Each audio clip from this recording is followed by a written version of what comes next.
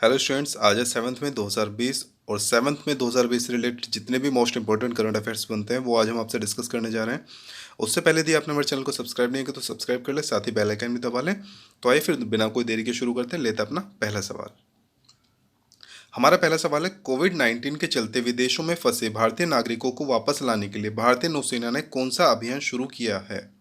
हाल ही में जो विदेशों में कोविड-19 के चलते अपने देशवासी फंसे हुए हैं, किसी वजह से नहीं आ पाए हैं, फ्लाइट वगैरह बंद होने की वजह से, तो सरकार ने उनको वापस अपने देश लाने के लिए एक नीति बनाई है, जो कि समुद्र के द्वारा उन्हें लाया जाएगा, नौसेना के द्वारा उन्हें लाया जाएगा और एरोप्लेन के द्वारा भी लाया जाएगा।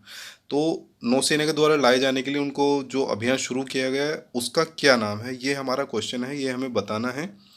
तो यहाँ पर हमारा क्या क्वेश्चन आंसर हमारा इसका हो जाएगा, हमारा इसका आंसर हो जाएगा समुद्र सेतु। समुद्र सेतु के द्वारा जो भारतीय नौसेना के द्वारा जो है एक समुद्र सेतु अभियान चलाया जा रहा है, जो विदेशों फंसे भारतीय उनको लाने के लिए। आगे चलते हैं, इससे लेते हैं और सवाल जो हमारे जुड़े हुए हैं। जैसे नौसेना प्रमुख कौन है हमारे, एडमिरल करमवीर सिंह। थल सेना प्रमुख जनरल मनोज मुकुंद नरवाने। वायुसेना प्रमुख मार्शल राकेश कुमार भदौरिया।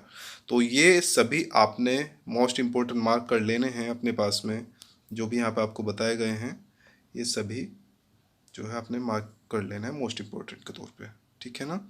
आगे चलते हैं, लेते हैं अपना क्वेश्चन नंबर सेकंड। वर्ष 2020 में होने वाली बैडमिंटन वर्ल्ड चैंपियनशिप 2020 को किस वर्ष के लिए स्थगित कर दिया गया है। ये कोविड-19 की वजह से इसको स्थगित किया है, तो किस वर्ष और किस महीने के लिए इसको स्थगित किया गया है ये हमसे पूछा गया है। अगस्त 2021, अगस्त 22, नवंबर 21 या फिर नवंबर 22। इसका सही जवाब क्या हो जाएगा स्टूडेंट्स, इसका सही जवाब हो जाएगा हमारा नवंबर 2021। नवंबर 2021 में वर्ल्ड बैडमिंटन चैंपियनशिप आयोजित की जाएगी दोबारा से। आगे चलते हैं, इसके बारे में थोड़ा और जानकारी ले लेते हैं। जैसे बैडमिंटन वर्ल्ड फेडरेशन हेडक्वार्टर कहाँ पे है, कुआलालंपुर मलेशिया में। इस्टेब्लिश्ड स्थापना हुई थी इसकी 5 जुलाई 1934 को, 1934 को, 5 जुलाई 1934। एंड डायरेक्टर है पॉल एरिक हॉयर लार्सन। तो ये आपने जो डायरेक्टर है और इस्टेब्लिशमेंट है इसका, ये आपने इंपॉर्टेंट मार्क कर लेना है स्टूडेंट्स। जो भी हम आपको क्वेश्चन कराते हैं सबसे पहले तो आप वो सभी इंपॉर्टेंट मार्क करके चला करें, क्योंकि सारे सभी जो क्वेश्चन होते हैं वो सारे सारे आपके एग्ज़ाम ओरिएंटेड ही होते हैं। ये सभी आपने मोस्ट इम्पोर्टेंट मार्क कर लेना है। और जो कुआलालंपुर मलेशिया है, इससे रिलेटेड भी आपकी जो और इन्फॉर्मेशन बनती है वो भी आपने एडअप इसमें कर लेनी है और याद करनी है। स्टूडेंट, जो भी हम आपको क्वेश्चन करा रहे हैं वो सभी के सभी आपने अपनी नोटबुक में ऐड मतलब नोटबुक में नोट डाउन कर लेने हैं।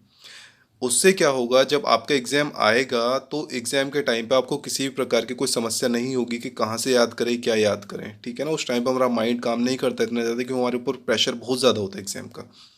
तो उससे बचने के लिए, एग्ज़ाम प्रेशर से बचने के लिए आप इसको डेली रिवीजन किया करें।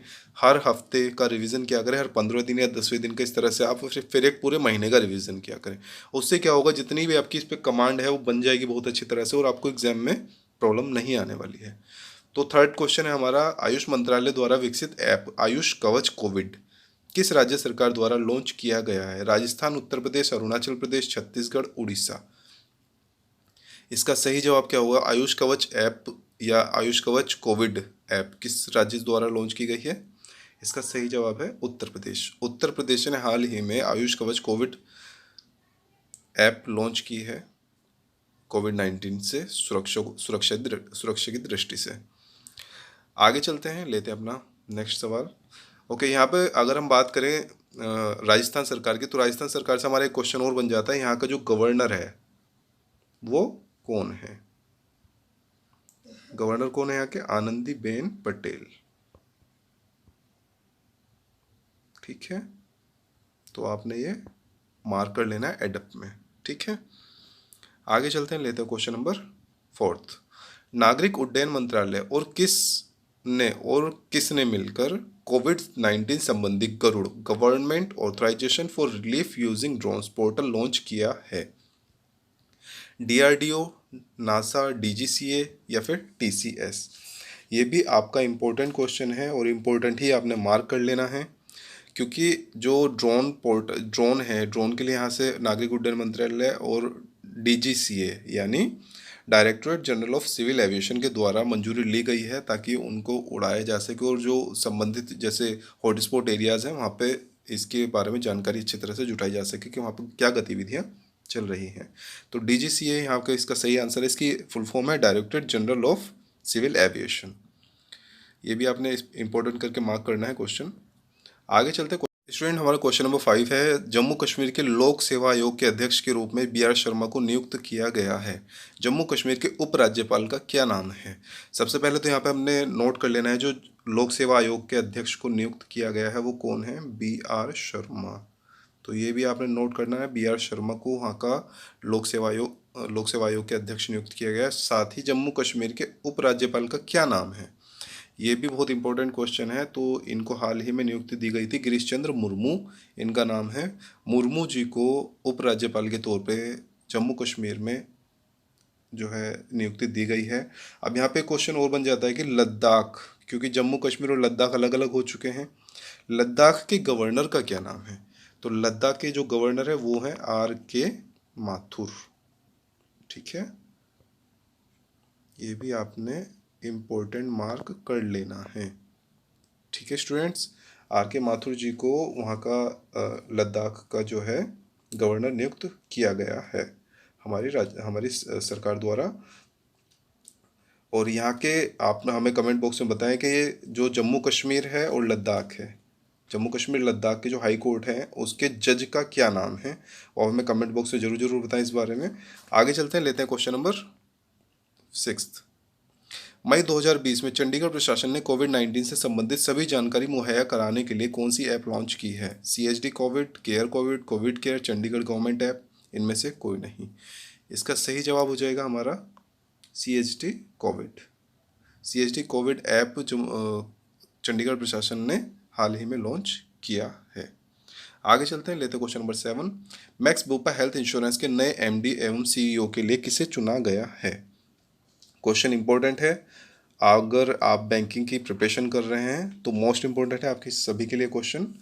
तो इनको किसको यहाँ पे MD और CEO के रूप में नियुक्त किया गया है, ये भी हमें मालूम होना ज़रूरी है।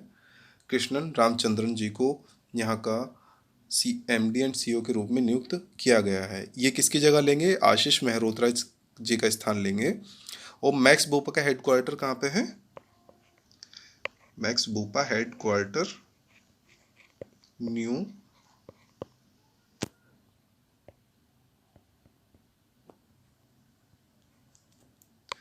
शायद ये पेन में आज कुछ प्रॉब्लम आ रही है। न्यू दिल्ली में मैक्स बोपा का हेडक्वार्टर और एस्टेब्लिशमेंट इसका कब हुआ था? हुआ था 2008 में। तो ये भी आपने नोट कर लेना है। आगे चलते हैं, लेते हैं क्वेश्चन नंबर 8।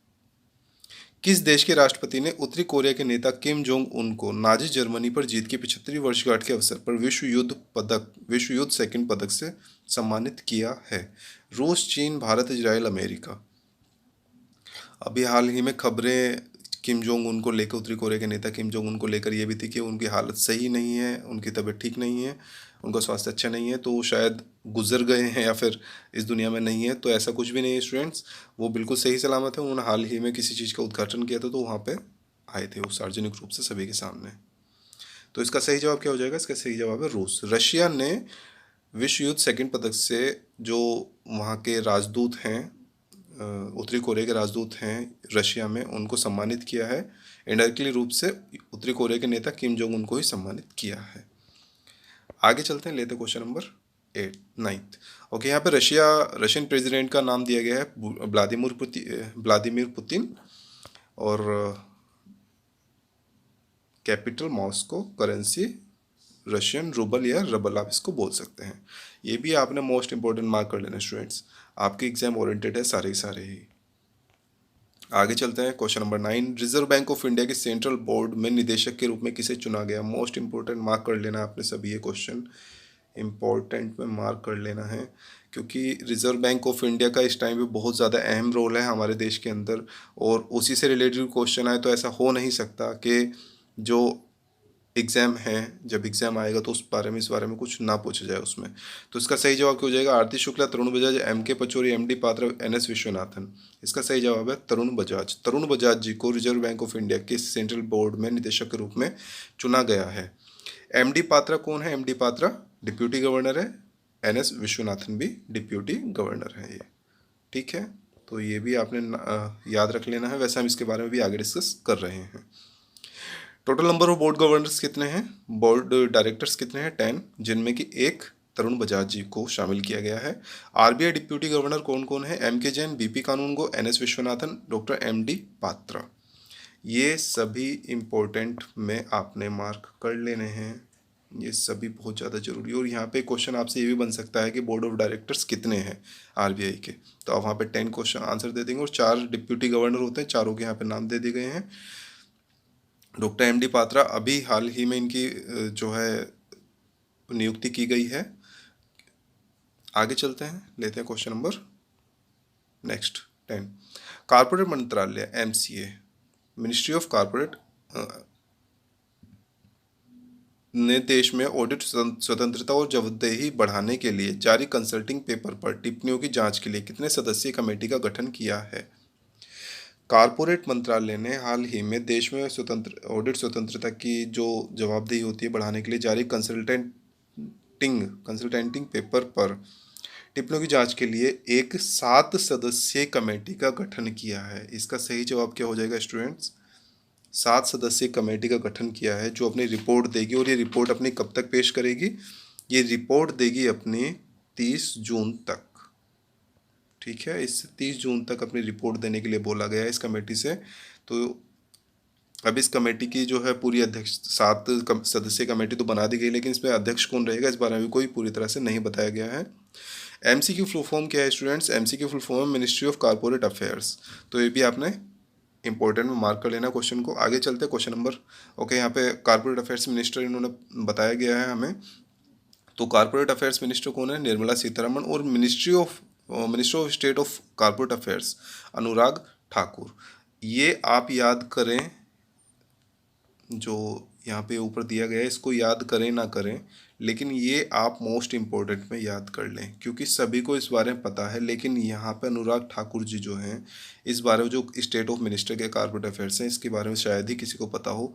तो ये आपने इम्पोर्टेंट मार्क कर लेना है।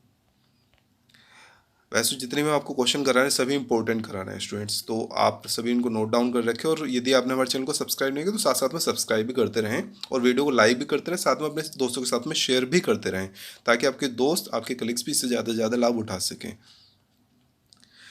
और हमें कमेंट बॉक्स में बताएं कि आप किस तरह की वीडियो और देखना पसंद करते हैं। ठीक है ना, तो हम उसी के ऊपर उसी को एक टॉपिक बना के वीडियो लेके आएंगे आपके लिए। तो यहाँ पे हमारा नेक्स्ट क्वेश्चन आया, स्टैंडर्ड चार्टर्ड बैंक ने भारत में किसे अपना रिटेल बैंकिंग हेड चुना है? तो कुशल रॉय, अभिजीत सिंह, लव कुमार, जरिंदर दरुवाला, इनमें से कोई नहीं। तो इसका सही जवाब हो जाएगा कुशल रॉय। कुशल रॉय जी को स्टैंडर्ड चार्टर्ड बैंक ने अपना रिटेल बैंकिंग हेड चुना है। कुशल रॉय जी इससे पहले किस फर्म में काम कर रहे थे? ये इससे पहले कहाँ पे कर रहे थे काम? टाटा कैपिटल में। और किस पोस्ट पे कर रहे थे? ये वहाँ पे थे MD and CEO. MD and CEO वहाँ पे थे टाटा कैपिटल में। लेकिन अब यहाँ पे इनको रिटेल बैंकिंग हेड चुन लिया गया है स्टैंडर्ड चार्टर्ड बैंक द्वारा। तो स्टैंडर्ड चार्टर्ड बैंक से रिलेटेड और क्या क्वेश्चन हमारे बन सकते हैं वो चलिए यहाँ पे डिस्कस नहीं किए गए, हम आपको बता दें। जो स्टैंडर्ड चार्टर्ड बैंक का जो हेड क्वार्टर है वो कहाँ पे है? जो स्टैंडर्ड चार्टर्ड बैंक का हेड क्वार्टर है वो है लंदन में। ओके, लंदन यानी यूके, यूनाइटेड किंगडम में।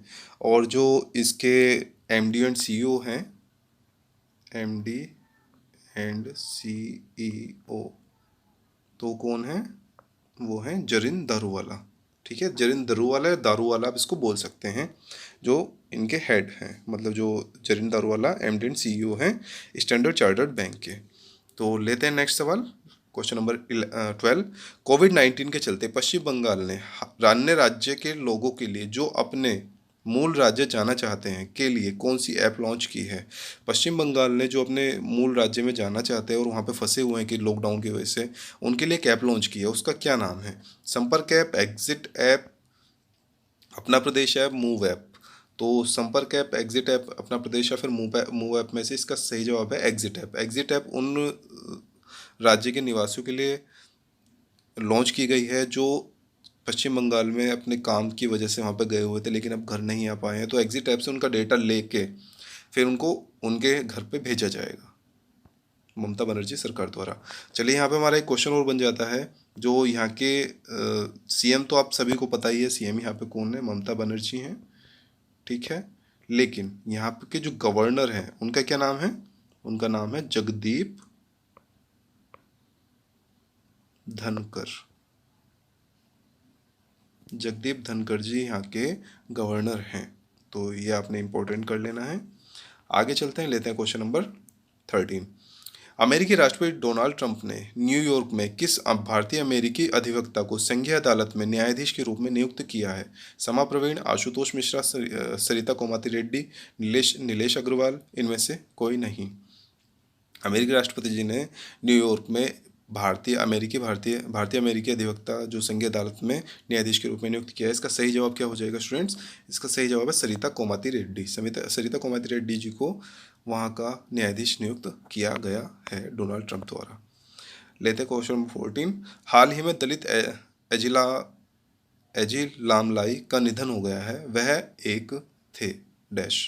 तो वो क्या थे? एक वैज्ञानिक, क्रिकेटर, राजनीति के संगीतकार, सितार वादक। इसका सही जवाब हो जाएगा वो राजनीतिज्ञ थे और वो राजनीति से संबंधित थे। उनका नाम दलित एजिला लाई का निधन हो गया था, ठीक है ना, जिनका हाल ही में निधन हो गया है। तो आगे चलते हैं, लेते हैं क्वेश्चन नंबर 15। राष्ट्रीय आधुनिक कला संग्रहालय, national gallery of modern art यानी NTMA, या फिर आप इसको नगमा भी बोल सकते हैं, द्वारा इनमें से कौन सा कार्यक्रम प्रस्तुत किया गया है? NGMA के अतीत से, NGMA के संग्रह से, NGMA आधुनिक कला, उपरोक्त में से कोई नहीं। इसका सही जवाब क्या हो जाएगा? इसका सही जवाब हो जाएगा स्टूडेंट्स NGM के संग्रहालय से या संग्रह से।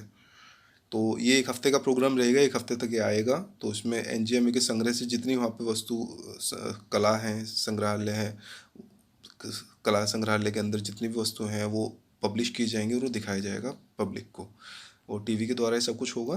तो आगे चलते हैं, लेते हैं नेक्स्ट सवाल अपना क्वेश्चन। ओके स्टूडेंट्स, आज के सेशन में सिर्फ इतना ही। यदि आपने हमारे चैनल को अभी तक सब्सक्राइब नहीं किया तो सब्सक्राइब कर ले, साथ ही बेल आइकन भी दबा लें और साथ में हमारी वीडियो को लाइक और शेयर करना बिल्कुल भी ना भूलें। लाइक करें, अपने दोस्तों के साथ में शेयर भी करें। आज के सेशन में स्टूडेंट्स इतना ही। मिलते हैं नेक्स्ट सेशन में, तब तक के लिए शुक्रिया, धन्यवाद।